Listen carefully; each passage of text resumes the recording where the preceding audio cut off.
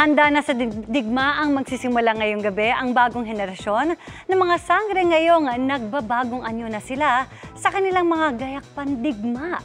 Ang transformation na yan hindi lang inabangan at pinag-usapan, ikinamangha rin ng milyon-milyon ng nakapanood.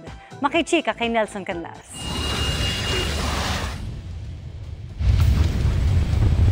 Apoy.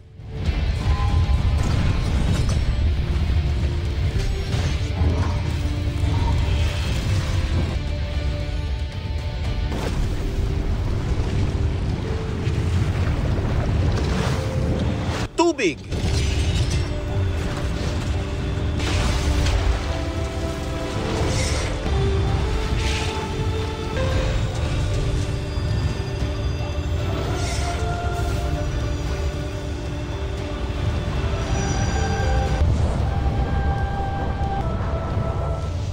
Hangin.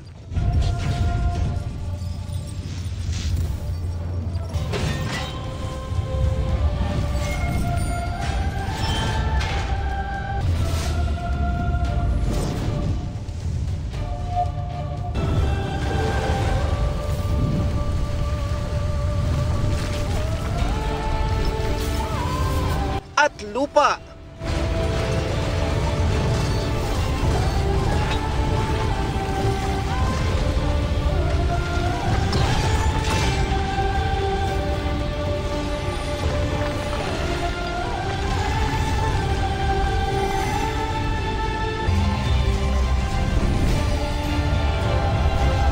Breathtaking. At goosebumps ang hatid ng inaabangang transformation ng mga sangre in their full battle gear. Talagang handang-handa na sa digmaan ng apat. Gayon din ang Encantadix na nagpaabot ng mainit na pagsuporta sa Encantadia Chronicles Sangre. Panalo na sa ratings. Trending at pinag-uusapan din online ang transformation na mahigit 2 million views na agad in less than 1 hour after ng release. Ngayong ganap na silang tagapangalaga ng mga brilyante, handa na silang bawiin ang mga kaharian sa Encantadia. Tunay na walang panama.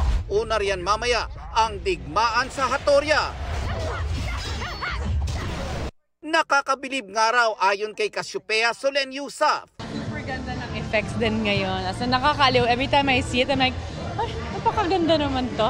Pati si Nanay Mona na si Manilyn Reynes, very proud sa kanyang co-stars. Ang Gueco twins na sina Kiel at Vito na gumaganap na mantuk at tukman sa serye. Proud pero feeling good pressure sa kanilang pagganap sa iconic Telepantasya. Good pressure naman siya kasi talagang mas napupush kami mag-work hard, mag-focus.